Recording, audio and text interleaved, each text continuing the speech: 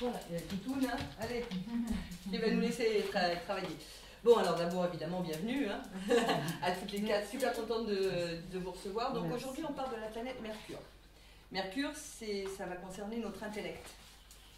Mercure, c'est la façon dont on réagit, la façon dont on pense. Mercure, c'est aussi les mains. Mercure, c'est aussi les bras, c'est les poumons également. Hein, c'est ce qui nous aide à expirer et à inspirer. Donc, on se sert de notre intellect bien souvent pour faire de la méditation. Hein, puisque en fait on s'invente des histoires et c'est bien Mercure qui est là et qui fait que tout peut arriver avec lui. C'est la planète également la plus rapide après la Lune, bien sûr, puisque la Lune traverse chaque maison en 2 jours et demi et Mercure va mettre entre 10 jours et 1 mois à traverser une maison selon qu'il soit rétrograde ou pas. La rétrogradation, on en parlera après, d'accord ? Voilà, donc ça c'était l'introduction.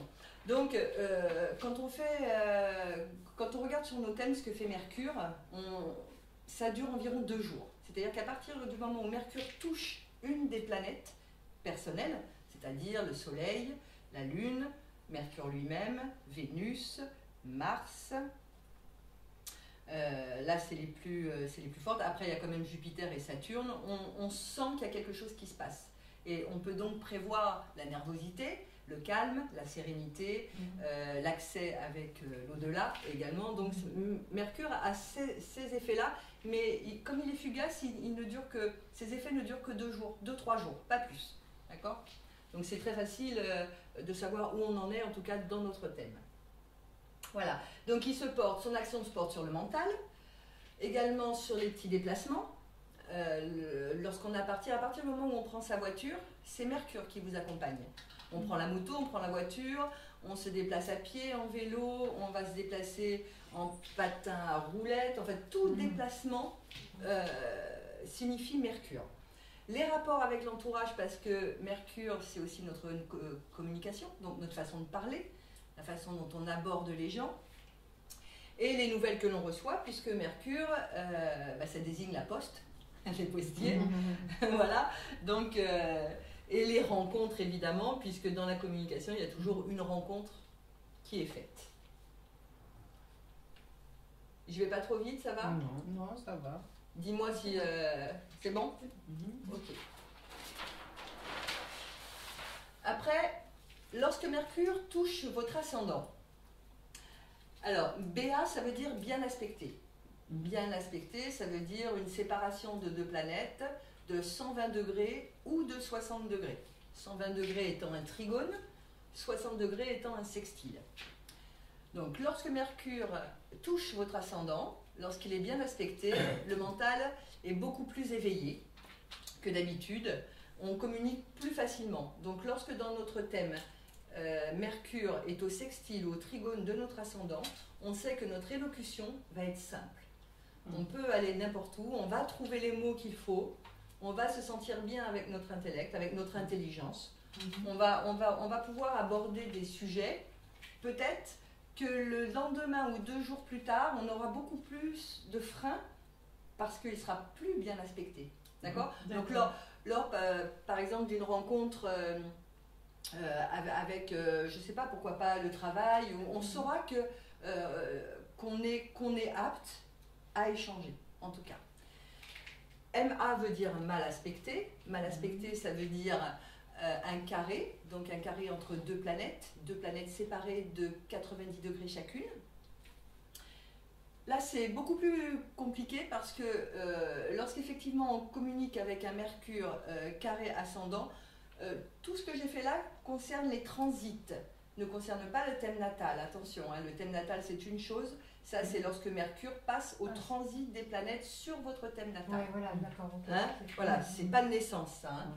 Voilà, ça, évidemment, on peut s'appuyer sur les transits si au départ vous avez un mauvais aspect et que cet aspect se répète, il va être plus amplifié, bien sûr. Hein. Voilà. Donc, s'il est mal aspecté, eh ben, on se sent freiné dans son développement. Ça veut dire que l'intellect, il y a quelque chose qui le bloque, il ne se sent pas bien, et vous n'allez pas pouvoir communiquer comme vous voudriez. Vous allez buter sur les mots, vous allez être plutôt confus dans votre conversation. Donc les gens qui vont être à côté de vous et qui vont vous regarder vont peut-être pas comprendre ce que vous voulez lui dire. D'accord ? Le quinconce, tu le places où, toi? Alors, le quinconce, c'est un thérapeutique. C'est-à-dire que le quinconce, lorsqu'il est à 150 degrés de deux planètes, donc ce qui forme le quinconce, c'est simplement un travail à faire sur soi. Ça, c'est le quinconce, c'est thérapeutique. C'est-à-dire que tu dois te poser les bonnes questions au bon moment et savoir quelles sont les maisons qui l'affectent. Donc tu ne le places pas forcément dans mauvais aspect Jamais. À partir du moment où je fais des transits, je prends toujours des aspects majeurs. Ouais, l'aspect mineur, le quinconce c'est un aspect mineur, même s'il est important. C'est un aspect mineur quand même qui n'a pas vraiment d'interaction dans ta vie de tous les jours. Par contre, dans ton thème natal, il a une grosse... son potentiel est gros.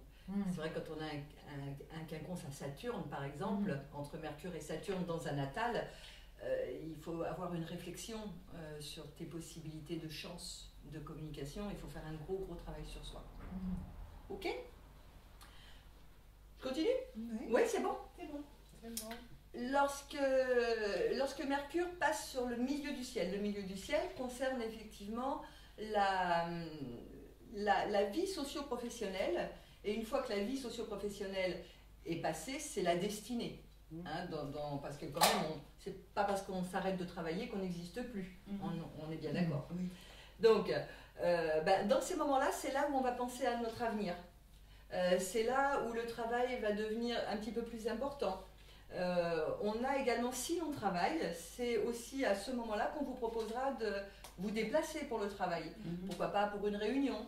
Pourquoi pas ? C'est toujours des choses comme ça. C'est-à-dire que si, lorsqu'il est bien aspecté, parce qu'on peut aussi vous proposer une réunion avec Mercure mal aspecté, cette réunion ne va pas forcément bien se passer. Donc si vous le savez, hop, une mise en retrait de votre personnalité et écoutez surtout ce qui se passe plutôt que d'intervenir. D'accord ? Donc des possibilités effectivement de petits déplacements professionnels. Et c'est vrai qu'à ce moment-là, on va plutôt aimer que les gens s'intéressent à nous, à notre destinée, à notre personnalité, à notre façon de parler, de communiquer. Ok ?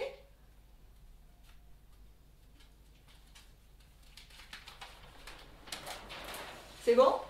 On est en train d'écrire. Dis-moi si je vais trop vite. Hein, non, c'est bon. C'est bon ? Ça va ? Ok.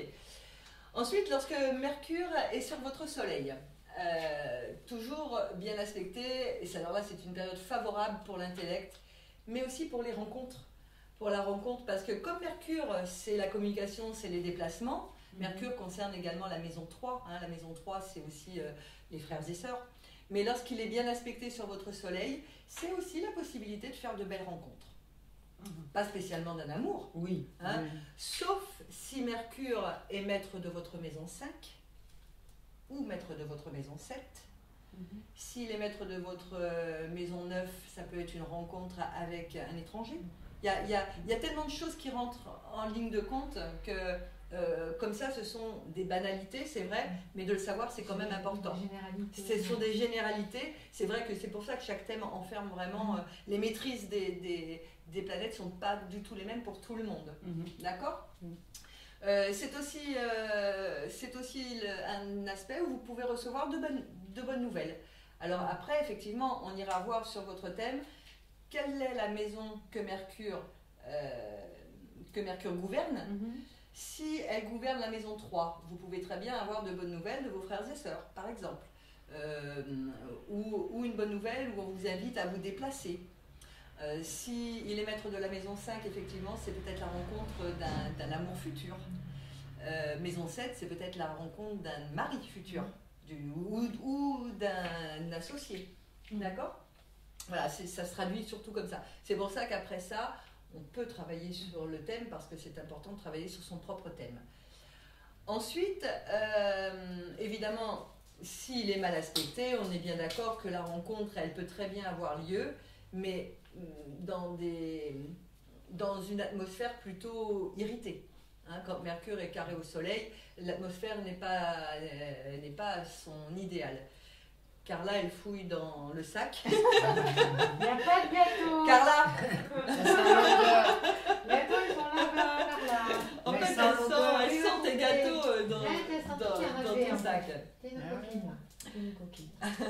Oui.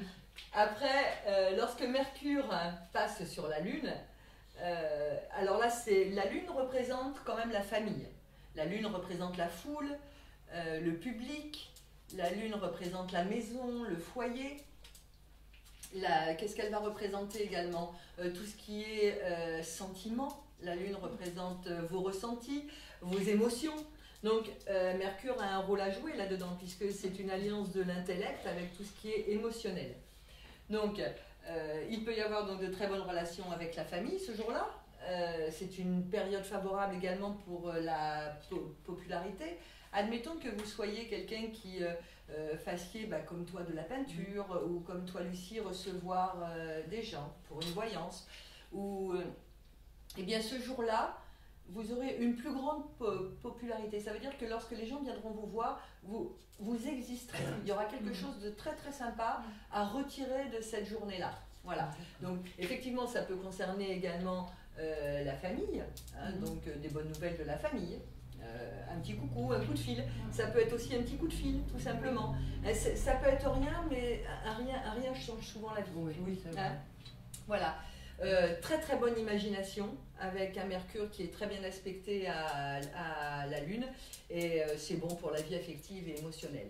Donc effectivement, lorsqu'on a un carré, tout devient le contraire. Ça veut dire si vous avez à faire une communication avec un Mercure carré Lune, votre communication ne va pas passer.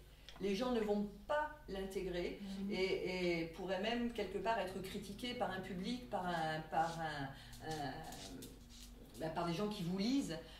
Si par exemple, un présentateur à la télé, le jour où il a Mercure carré Lune, eh bien, les gens qui vont regarder la télé, effectivement, vont ressentir ça. Ils vont ressentir ce qui se passe dans sa vie.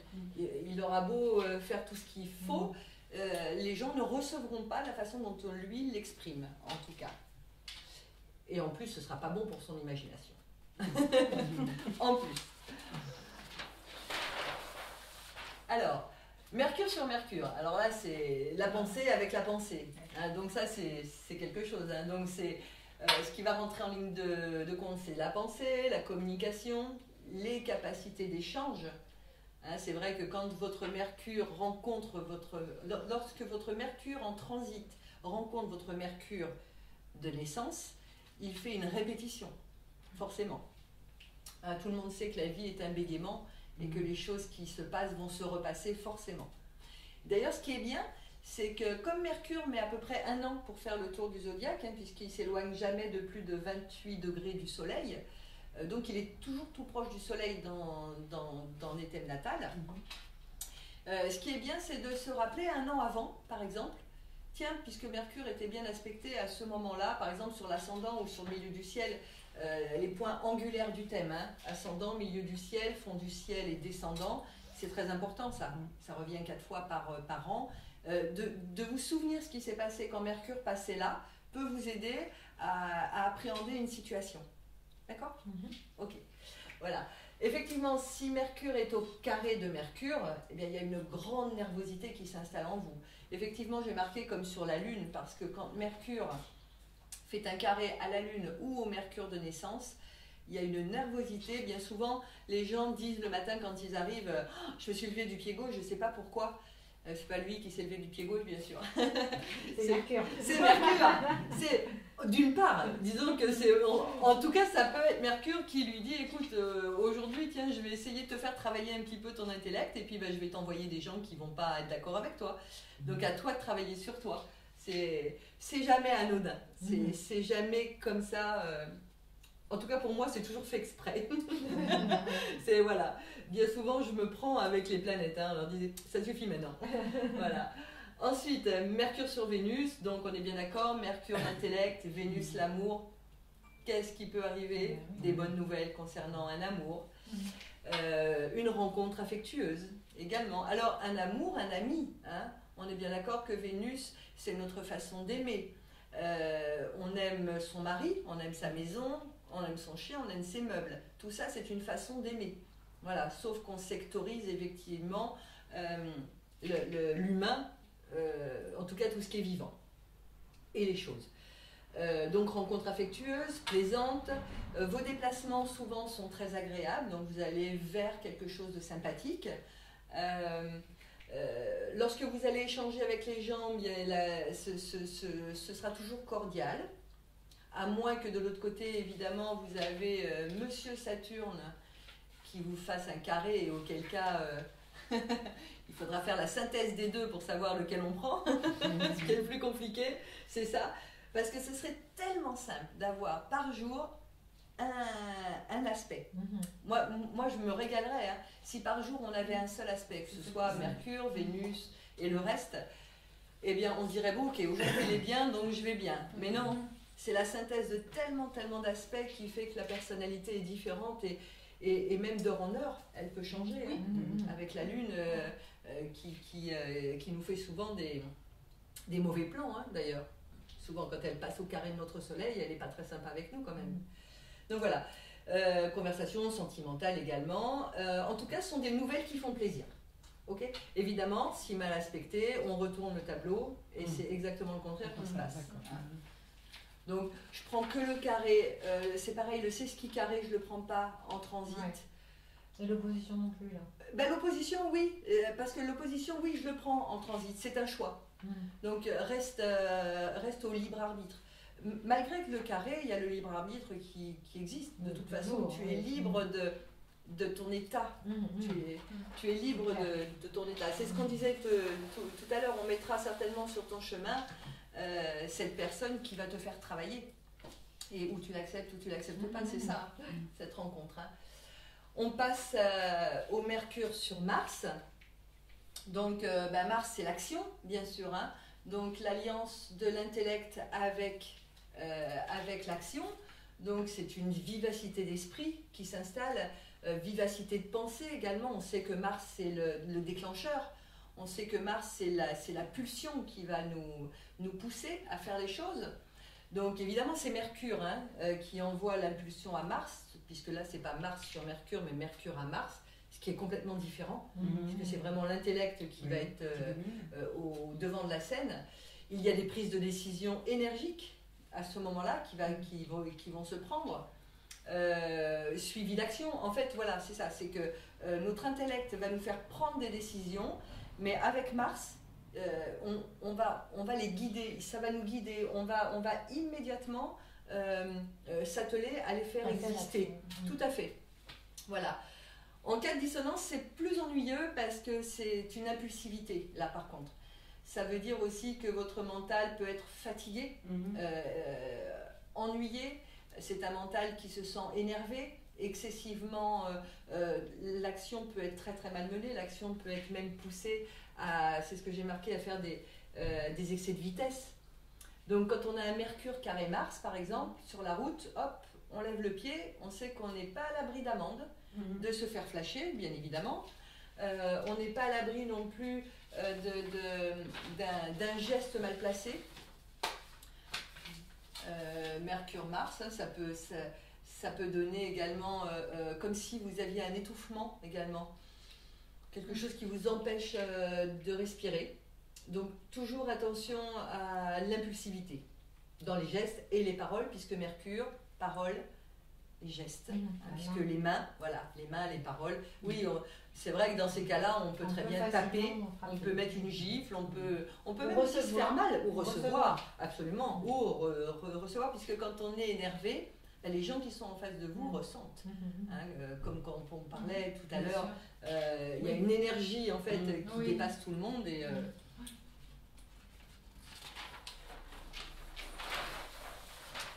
alors, Mercure sur Jupiter. Ah, j'aime bien celui-là. Mais j'aime bien Saturne aussi.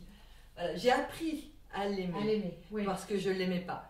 Mais j'ai appris à l'aimer. Saturne, c'est une sacrée structure quand même. Mais là, c'est Jupiter. Donc, un Mercure sur Jupiter, comme toujours, si Mercure est le maître, par exemple, de votre maison 7, ben, vous pouvez signer un contrat ce jour-là. Avoir de bonnes relations également pour un procès. Si par exemple il y a un procès entre quelqu'un et quelqu'un d'autre, bien évidemment un Mercure sur Jupiter vous donnera la chance que ce soit vous le gagnant. Voilà. Il faudra quand même que les autres planètes qui tournent autour du système solaire soient bien placées dans votre thème. Oui. Parce que si en même temps vous avez un Jupiter carré Mercure de l'autre côté, donc pas un Mercure sur Jupiter, mais un Jupiter sur Mercure, vous n'aurez pas gain de cause. Ou alors, il faudra une grande part de chance. On ne peut pas dire non plus que vous n'aurez pas gain de cause, mais il y aura de la perte de ce que vous attendez en tout cas. D'accord? Donc un bon transit, ça me fait toujours drôle quand je dis ce mot-là, mais c'est le mot, voilà. Alors un bon transit pour les opérations commerciales, financières bien sûr, c'est bon pour les démarches, c'est bon pour les contrats en général. Les rencontres que vous ferez avec un Mercure bien placé avec Jupiter, ce sont des rencontres chanceuses, puisque Jupiter, c'est la planète de la chance, c'est la planète de l'expansion. Donc tout ce qui va toucher ça, on sait bien que quand Jupiter rencontre Madame Lune, qu'est-ce qui se passe? En carré, boum, on grossit. Super. Donc c'est pareil, ça nous arrive à tous. Voilà, on a plus faim. Ensuite... et les déplacements sont lucratifs. Jupiter, il y a une histoire quand même de financier là-dessous.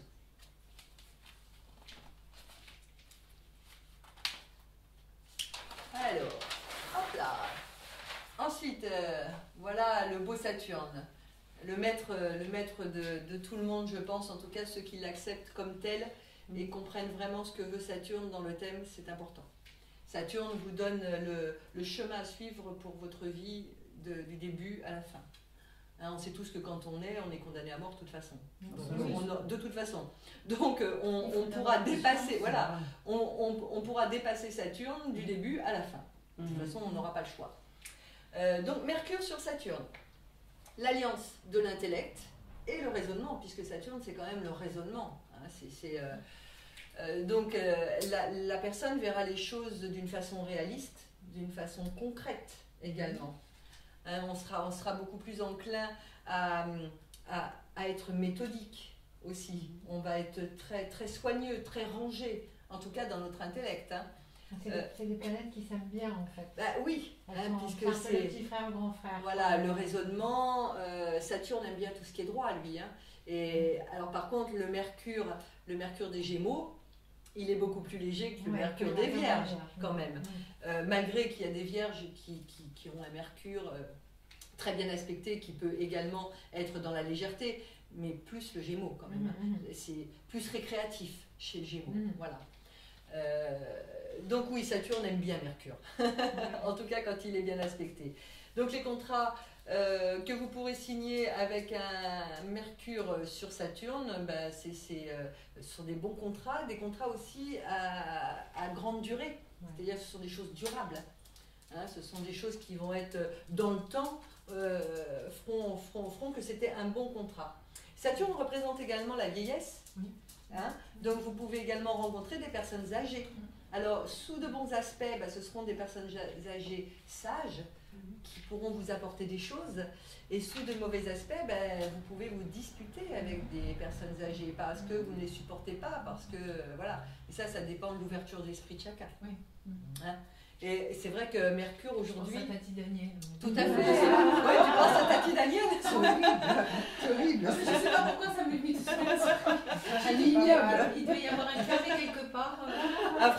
Après Mercure aujourd'hui se trouve à 13 degrés du Gémeaux. Donc vous voyez que c'est marrant parce que quand on a pris la date de cet atelier, j'ai pas regardé où était Mercure. Il se trouve dans le signe du Gémeaux. Donc tu vois, comme quelque part c'est de la chance puisque c'est léger, et en même temps c'est l'intellect, le Gémeaux. Donc voilà. Les transactions foncières et immobilières, bien sûr, sont favorisées puisque Saturne représente également les racines. Donc ça peut être bon également si vous voulez acheter à ce moment-là du dur, quoi. Oui, c'est ça.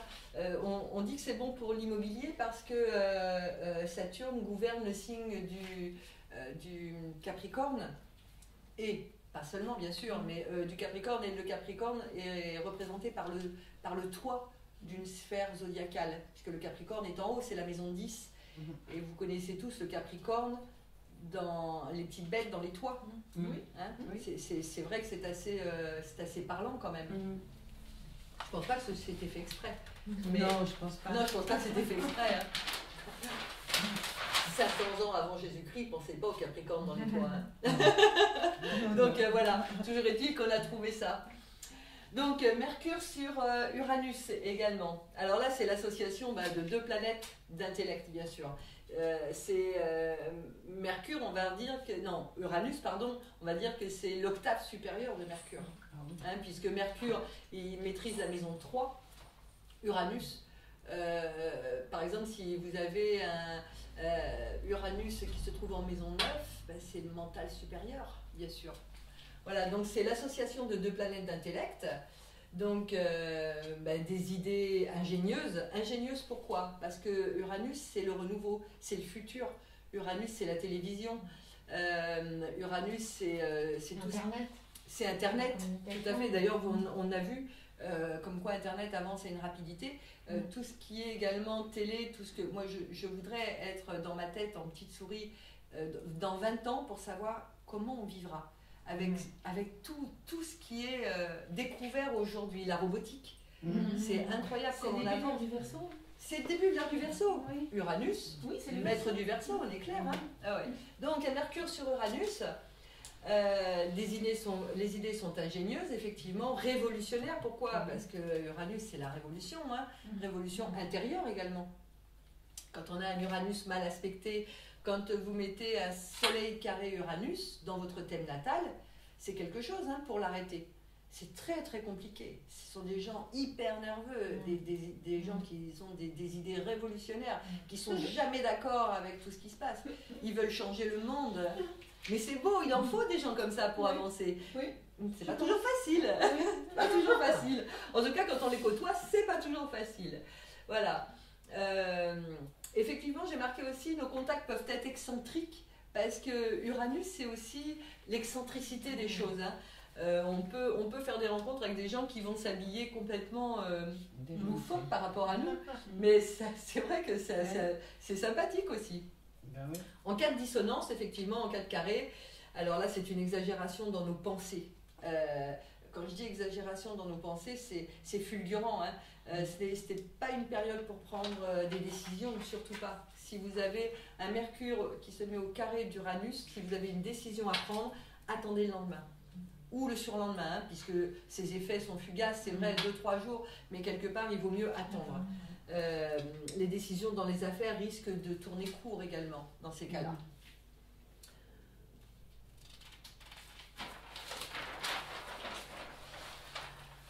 Neptune, la belle Neptune, celle qui concerne notre idéal, mais aussi les illusions, bien sûr. Donc un Mercure, donc un intellect, l'alliance de l'intellect avec l'alliance de l'idéal. Qu'est-ce que ça peut donner d'après vous? Des idées, soit si c'est au carré utopique, impossible à faire, se tromper, être trompé également. Hein, c'est pas, nos pensées sont troublées, bien évidemment. On peut rencontrer également des gens qui vont nous influencer, hein, qui vont pas être vraiment... nous serons influençables, je dirais plutôt. Mais on va rencontrer forcément des gens qui vont essayer de nous influencer. Par contre, s'il est bien aspecté, là ça va te plaire, hein, Lucie. Hein, un Mercure sur Neptune, ça démultiplie la médiumnité. Ah oui, hein, donc ça, c'est quelque chose de... Voilà, tous les gens qui ont du ressenti, et c'est vrai que là, on n'est que des filles. Quelque part, on dit bien l'instinct féminin. Hein. Oui, c'est que là, l'intuition, elle est quand même là. Donc, période d'inspiration, de pensée mystique également. On va vouloir faire un petit peu de méditation, pourquoi pas, pendant... Hein, si on a un Saturne qui est bien aspecté. Dans le sens de l'intérêt, d'avoir le goût de... Tout à fait, le goût de... Voilà. Ah oui, on va pouvoir faire ça, on va avoir envie de faire ça peut-être pendant ce passage-là. Oui, après, si on est quelqu'un qui méditons tous les jours, forcément, on va faire peut-être ce qu'on fait tous les jours. Seulement, on le recevra peut-être un petit peu moins bien. C'est la réception. On arrivera peut-être difficilement à se connecter s'il est mal aspecté. Par contre, s'il est bien aspecté, oui, sur des aptitudes, c'est ça que tu veux dire. De par la curiosité de Mercure, qui va avoir la curiosité d'aller voir au-delà. Voilà. Parce que naturellement, il n'y va pas, lui. Non, Ouais, non. voilà. Mais lorsqu'il est marié avec Neptune, Voilà. c'est les influences de Neptune, hein, puisque voilà. Après, tout dépend également, Mercure, dans quel signe il est, quelles sont les énergies qu'il prend. Effectivement, si Mercure est dans le signe, lors de ce passage, si Mercure est dans le signe des Poissons, il y aura donc une résonance entre Neptune et Mercure. S'il est dans le signe du Bélier, ce sera plus difficile. Hein. Mais ça n'empêchera pas d'avoir le goût de faire. Et ce qu'il fera, c'est autre chose, mais ça n'empêchera pas. Mais c'est vrai que s'il est en Scorpion, ça va déménager. Hein. Ça va déménager quand même. S'il est dans le Cancer, hein, tout clos. Tout clos. Hein. Donc voilà, mais effectivement, c'est surtout le goût. On est bien d'accord. Oui, période à risque de se tromper. Il ne faut pas croire non plus que pendant que Mercure est carré Neptune, on va être trompé. Ce sont encore une fois des ouvertures, hein, je dirais là des fermetures, mais disons qu'il faudra juste se méfier. Si on a des contrats à signer avec quelqu'un, c'est plutôt ça, dans ce sens-là. Si on a un contrat à signer avec quelqu'un, puisque Mercure représente quand même les contrats, les écrits, effectivement, s'il est carré à Neptune, on risque d'être trompé dans le mauvais sens du terme en tout cas, hein, c'est pas physique là, hein, c'est pas physique. Après, nous avons sur Pluton, le maître des enfers. J'adore Pluton aussi. En même temps, je suis ascendant Scorpion. Ah, voilà. Je peux pas détester Pluton. Bélier, je crois, aussi, hein. Oui, Bélier ascendant Scorpion, oui. Ça n'a pas été simple tous les jours. Ça dépote. Ça a dépoté. Aujourd'hui, c'est... Mon Dieu. Ça n'a plus rien à voir. Mais il y a quand même la base. Hein. Il ne faut pas grand-chose pour réveiller quelqu'un qui dort. Hein. Pas grand-chose. Voilà, il s'emballe vite. Et l'ascendant Scorpion, ça puissant quand même. Hein, avec les alliances. Un jour, j'ai rencontré quelqu'un qui m'a dit, et c'est là, je crois que ça a été le déclencheur, je m'en rappellerai toujours. J'avais commencé l'astrologie et j'étais dans une boutique d'astrologie. Je cherchais des livres. Et là, je rencontre une dame qui me dit alors, qu'est-ce que vous êtes comme signe? Et moi, alors fièrement, comme le bélier fier, hein, bélier ascendant Scorpion, sa réponse m'a séché. Oh, qu'est-ce que vous avez fait dans une vie antérieure pour avoir autant de malheur? Et là, je me suis dit, mon Dieu, j'ai du boulot. Mais ça m'a interloqué, ça m'a séché. Hein. Et je crois que ça a été le déclencheur d'un travail, parce qu'il fallait le faire. Hein. J'en avais besoin. Ouais. Donc, notre Mercure, revenons-en au Mercure. Il met son intelligence au service de Pluton, bien sûr, hein, pour se transformer, puisque Pluton, lui, ce qu'il réclame, c'est la transformation, l'anéantissement de nos pensées pour en avoir d'autres. Mort symbolique comme physique, bien sûr. Mais ça n'annonce pas une mort. On est bien d'accord. Hein. Voilà, Mercure sur Pluton n'annonce pas une mort. D'ailleurs, Pluton sur Saturne n'annonce pas toujours une mort, heureusement. Et il annonce quand même une période d'angoisse, hein, quand même. Hein. On va pas se le cacher. Mais bon. Donc, pour se transformer positivement, donc effectivement, là, les déplacements, hein, puisqu'on en est à Mercure, les déplacements peuvent conduire à de nouvelles rencontres. Mais ce ne sera pas des rencontres anodines, ce sera des rencontres importantes, parce que Pluton, c'est fort. C'est karmique aussi. C'est karmique, bien sûr. Oui. Plus, je dirais karmique quand Pluton rencontre Mercure, que quand Mercure rencontre Pluton. D'accord. Parce que Pluton qui rencontre Mercure, c'est vraiment la résonance, hein, c'est vraiment karmique, où là, il y a un sacré boulot à faire sur l'intellect, hein, notre communication. Par contre, quand Mercure rencontre Pluton, effectivement, c'est plus léger, heureusement, parce que c'est plus souvent. Donc c'est plus souvent. Après, conduire à de nouvelles rencontres importantes, ça peut être aussi la clôture d'un projet. Par exemple, quand on a un projet qu'on a préparé, pourquoi pas depuis 1 an, 2 ans, hein, eh bien, avec Mercure sur Pluton, on peut le clôturer, le terminer ce projet, et après partir sur d'autres choses. Voilà, partir sur d'autres choses. Évidemment, si c'est un carré, évitons d'ailleurs, hein, je vais me mettre dedans, les prises de décision, parce que notre mental n'est pas assez clair pour une prise de décision. Ça, Pluton, c'est c'est le feu. C'est le feu des enfers. Mercure, c'est l'intellect. On sent bien que ça chauffe à l'intérieur hein, quand c'est en carré. Ça chauffe à l'intérieur et toute prise de décision n'est pas bonne sous cette influence, en tout cas.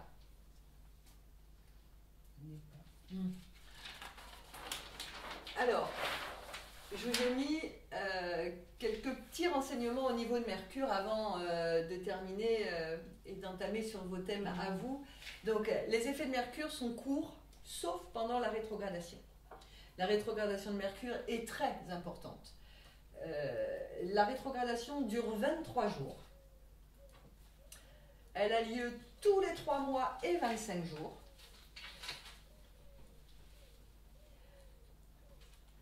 Les effets également de la rétrogradation commencent 2 ou 3 jours avant la rétrogradation parce que Mercure se stabilise. Donc comme il n'avance plus, enfin, d'un point de vue de la Terre bien sûr, hein, il est stabilisé, donc on sent que ça commence à freiner. On sent que l'intellect commence à freiner. Et tout dépend, encore une fois, ce que Mercure maîtrise chez vous. Et donc la rétrogradation se fait 23 jours.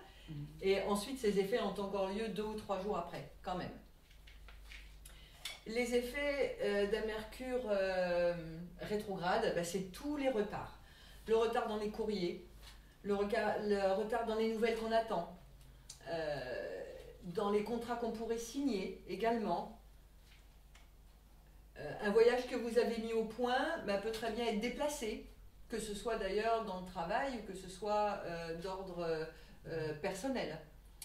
On peut introduire un malentendu également quand on parle avec les gens parce que, alors encore une fois, quand il est rétrograde, il n'est pas toujours mal aspecté.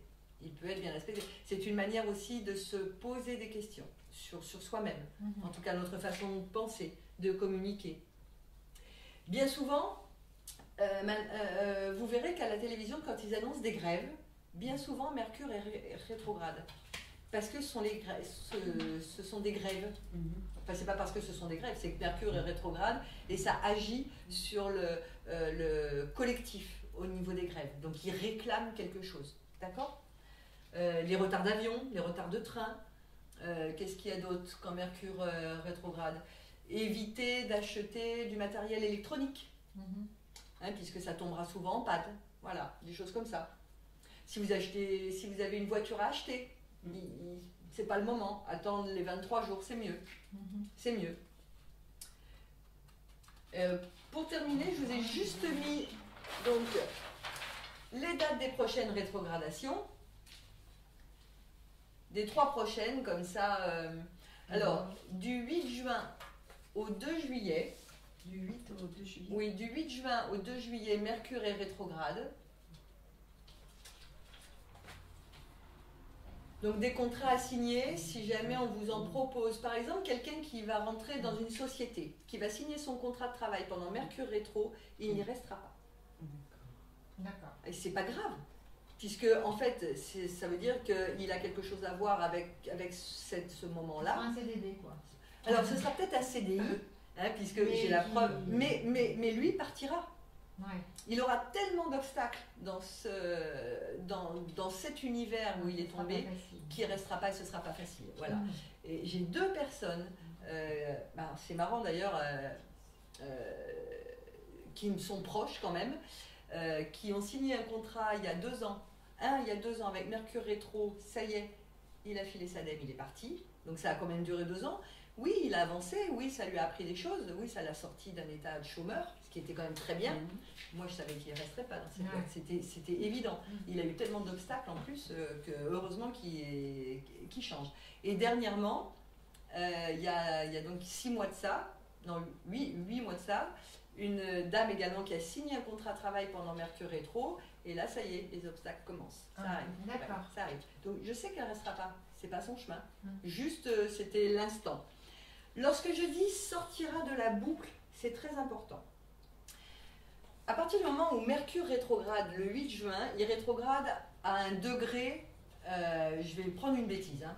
Admettons qu'il rétrograde à 1 degré bélier, admettons. Le 2 juillet, il ne sera pas à 1 degré bélier. Il faudra qu'il revienne à 1 degré bélier, c'est ça la sortie de la boucle. Okay. Et tant que Mercure n'est pas sorti de la boucle du départ, il n'est pas en bon aspect, il n'est pas en bon état. C'est ça, la sortie de boucle. Donc, ensuite, pour ceux qui vont regarder donc, sur YouTube, je le dis verbalement, donc les premières dates du 8 juin au 2 juillet, sortie de boucle le 16 juillet. La deuxième date du 5 octobre, toujours 2014, au 26 octobre 2014, sortie de la boucle le 10 novembre, hein, c'est quand même un petit peu plus long, effectivement. Oui, hein. Ouais. Et la première date en 2015, c'est le 22 janvier 2015 au 12 février 2015, sortira de la boucle le 4 mars 2015. Le 4. Voilà. Donc ça veut pas dire, bon là si vous signez un contrat, admettons le 13 février, Mercure n'est plus rétrograde. C'est juste pour savoir que la sortie de boucle est quand même le mieux. Ouais. Oui. Tout simplement. Voilà, je vais éteindre l'enregistrement et après on va pouvoir discuter.